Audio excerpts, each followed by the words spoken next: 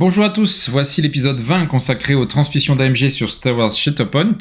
Et aujourd'hui on parle de l'extension SWP12 Chasseurs de Jedi, autrement dit l'extension des Inquisiteurs qui sera disponible le 7 juillet, c'est-à-dire dans 2 semaines. Notez que cette extension a une particularité par rapport aux précédentes. En effet, les 2 personnages de soutien fournis forment chacun une unité. Donc la 4e sœur et le 5e frère ne sont pas ensemble, ce sont bien des unités à un seul personnage chacun. Donc vous devez choisir un seul des personnages pour jouer, et si vous voulez utiliser les 2 soutiens inquisiteurs, alors il faudra les mettre dans vos 2 escouades de votre groupe de combat. Ça veut aussi dire plus de travail pour moi dans cette vidéo, puisque du coup je dois vous montrer 4 unités au lieu de 3 habituellement.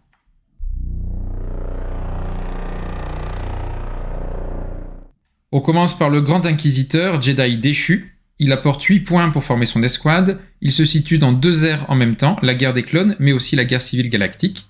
Il apporte 3 points de force, c'est une unité principale avec un seul personnage. Les mots-clés du Grand Inquisiteur sont Utilisateur de la Force, Empire Galactique et Inquisitorius. Il a 9 points de vigueur et 3 points de résistance, ce qui nous fait 27 points de vie. Et le Grand Inquisiteur a 4 capacités, une tactique, une active, une réactive et une innée d'identité. On commence avec « Vous savez qui nous sommes » qui permet au Grand Inquisiteur et à un autre Inquisiteur secondaire ou de support de foncer. Ça permet donc de faire avancer le Grand Inquisiteur avec un autre Inquisiteur non primaire en même temps. Secret dévoilé qui coûte 2 forces.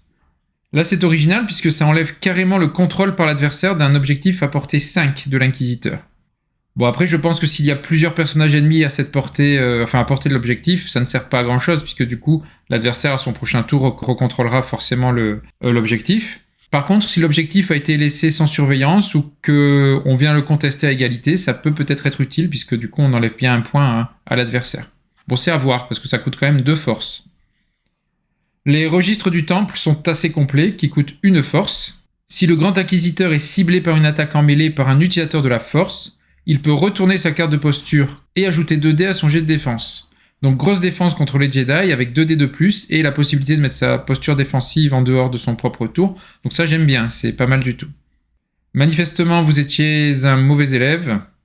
Quand n'importe quel inquisiteur allié blesse un ennemi, n'importe quel inquisiteur allié peut faire 2 soins et si l'unité blessée est utilisateur de la force, on rafraîchit alors 2 forces. Alors ça me plaît parce que ça marche a priori avec tous les inquisiteurs. Et apparemment, c'est pas forcément le même qui blesse que celui qui fait les soins.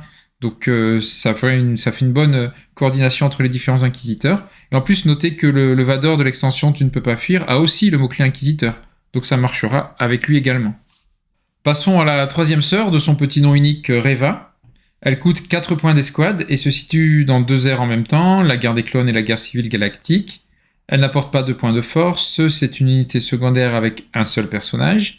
Ces mots-clés sont également Utilisateur de la Force, Empire Galactique et Inquisitorius. Elle a 8 points de vigueur et 2 points de résistance, donc 16 points de vie. C'est moins que d'autres unités secondaires comme Rex ou Cody par exemple. En termes de capacité, la 3e sœur en a 4, 2 actives et 2 réactives. Call the Hunt, on peut dire appeler la horde ou appeler la chasse, qui coûte 1 force. Un personnage inquisiteur de soutien à portée 4 peut foncer ou faire une attaque à 5 en mêlée. Donc ça permet de fonctionner avec les inquisiteurs de soutien. Saut de force qui coûte 1 force, ça on connaît, ça permet de sauter. Déflexion, on connaît également. Un attaquant à distance qui fait au moins un échec prendra 2 dégâts d'office. Et enfin, votre peur vous trahit, qui coûte 1 force. Lors d'une attaque, Reva gagne 2 dés d'attaque pour chaque effet négatif retiré du défenseur. Donc par exemple contrainte, désarmement, etc. Donc là, c'est pas mal pour finir un ennemi qui aurait déjà subi une attaque et subi des effets. Reva va gagner des dés d'attaque supplémentaires à chaque fois qu'elle va enlever un de ces effets négatifs de l'adversaire.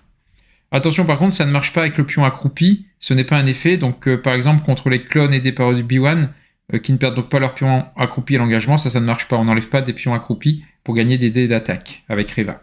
C'est uniquement contrainte, désarmement, etc. Voyons maintenant la 4e sœur qui coûte 4 points d'escouade, elle se situe dans 2 ères en même temps comme les autres inquisiteurs, guerre des clones et guerre civile galactique. Elle n'apporte pas de points de force. Et là, comme l'on disait au début, c'est une unité de soutien avec un seul personnage. Je répète, cette unité de soutien ne contient qu'un seul personnage. Ses mots-clés sont également Utilisateur de la Force, Empire Galactique et Inquisitorius. Elle a 8 points de vigueur et 2 points de résistance, soit 16 points de vie, finalement autant que Reva, l'unité secondaire, et c'est mieux que les clones de soutien, mais moins bien que les droïdes de soutien. En termes de capacité, la quatrième sœur en a 5, 2 actives, 1 réactive et 2 innées. On commence par le saut de force qu'on connaît, qui coûte 1 force et qui permet de sauter. Ensuite, on a Force Pull, qui coûte 1 force et qui permet d'attirer vers elle, de portée 2, un personnage qui était initialement à portée 3. Enfeeble, quand un autre inquisiteur fait une attaque, si la cible est tapée 4 de la quatrième sœur, la quatrième sœur lui donne une entrave.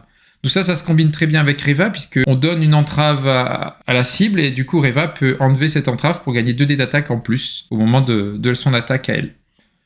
Mandat inquisitorial, s'il y a égalité lors du contrôle d'un objectif, c'est le joueur qui contrôle la quatrième sœur qui prend l'objectif. Donc en fait ça compense le fait que cette unité de soutien n'a qu'un seul personnage, finalement elle compte double quand il y a égalité lors d'un contrôle d'objectif. Et enfin, retraite rapide, si la quatrième sœur est blessée par un ennemi, elle peut alors se repositionner. J'en termine avec le cinquième frère, qui est assez similaire à la quatrième sœur. Il coûte lui aussi 4 points d'escouade, et dans les 2 aires, guerre des clones, guerre civile galactique, il n'apporte pas de points de force, et c'est une unité de soutien également avec un seul personnage. Ses mots-clés sont toujours Utilisateur de la Force, Empire Galactique et Inquisitorius. Par contre, il a 9 points de vigueur et 2 points de résistance, donc 18 points de vie, c'est-à-dire 2 de plus que les 3e et 4e sœurs. En termes de capacité, il en a également 5, 2 actives, 1 réactive et 2 innées. Alors Force Repulse, qui coûte 2 forces. Tous les autres personnages, alliés ou ennemis compris, à portée 2 du 5e frère, sont repoussés de portée 2. Donc c'est marrant, ça fait le ménage autour de lui, y compris avec ses alliés, donc à voir, c'est à tester dans le jeu. Saut de force, on connaît, ça coûte 1 force, ça permet de sauter. Enfeeble, ça c'est comme la 4e sœur, si un autre inquisiteur fait une attaque et que la cible est tapée 4 du 5e frère, le 5e frère lui donne cette fois-ci une exposition, alors que c'était une entrave pour la 4e sœur. Donc là, pareil, ça se combine très bien avec Reva, qui va gagner du coup 2 dés d'attaque si elle enlève cette condition exposition que vient juste de donner le 5e frère. Resolve, quand le 5e frère conteste un objectif, il a protection, donc un dégât en moins quand il défend, et en plus inébranlable. On l'empêche de percuter une fois. Et enfin, mandat inquisitorial, comme la 4e sœur, s'il y a égalité lors du contrôle d'un objectif, c'est le joueur qui contrôle le 5e frère qui prend l'objectif, donc ça compense le fait que cette unité 5e frère n'est qu'un seul personnage, un seul socle.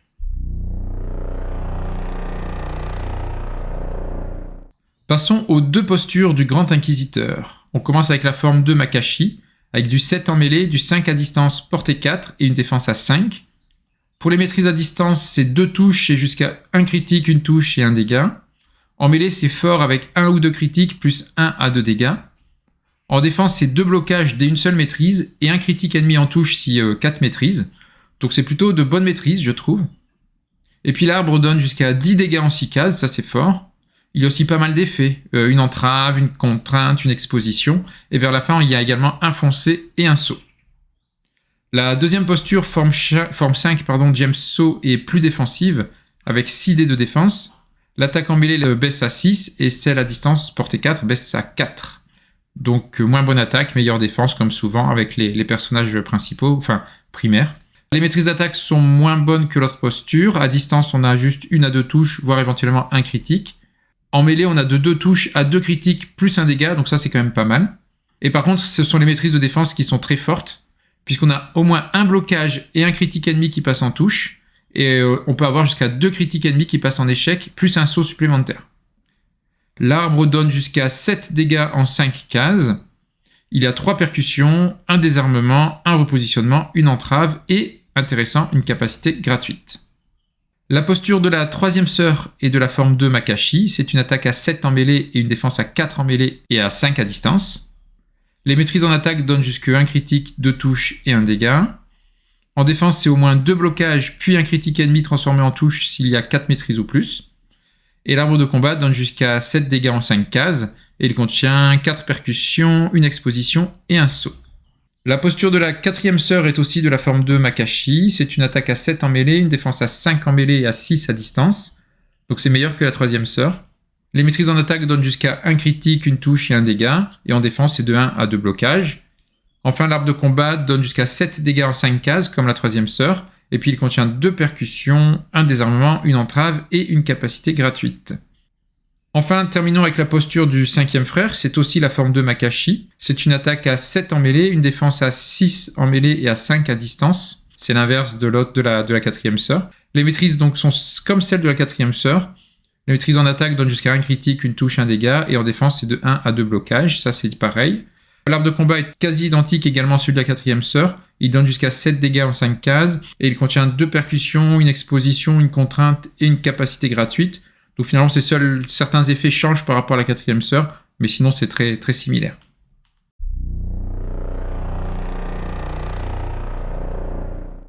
Voilà pour la présentation des 4 unités, donc non pas 3 de l'extension SWP12 intitulée Chasseur de Jedi, qui sortira le 7 juillet. Donc ça donne pas mal de dégâts et ça combine bien entre eux. Les unités de soutien 4e sœur et 5e frère semblent même plus fortes que l'unité secondaire Reva, la 3e sœur, mais elle a quand même pour elle la capacité Votre peur vous trahit, qui lui donne 2 dés d'attaque en plus par condition retirée sur l'ennemi. Donc ça c'est quand même pas mal du tout. Si on arrive à mettre des conditions sur l'ennemi, Reva peut arriver à enlever les conditions mais à rajouter plein de dés d'attaque. Sinon les différences entre les 2 inquisiteurs de soutien ne sont pas énormes et ils sont assez similaires. Voilà tout ce que je pouvais vous dire tout de suite sur les inquisiteurs. Donc ils me font plutôt envie, je trouve qu'ils sont sympas, et puis ça pourrait sans doute être une bonne arme anti-Jedi. Donc c'est à tester vivement le mois de juillet. Et puis comme d'habitude, n'oubliez pas de vous abonner à la chaîne La Caverne de Radrogor. On se rapproche du seuil des 1000 abonnés, mais ce n'est pas encore gagné parce que nous ne sommes que 700 à peu près pour l'instant. Donc s'il vous plaît, faites connaître la chaîne La Caverne de Radrogor, likez, partagez. Et puis rejoignez-nous aussi sur le Discord pour discuter du jeu et également d'X-Wing. Vous avez également le site shatterpoint-miniature.eu qui vous est offert et que vous pouvez soutenir par vos dons. Et enfin, ce qui est plus nouveau, c'est un abonnement sur TikTok pour des vidéos beaucoup plus courtes, genre TikTok du coup. A bientôt, l'épisode suivant portera sans doute sur les sorcières de Dathomir ou sur Cad Bane et son gang, selon les futures transmissions d'AMG. Merci à vous.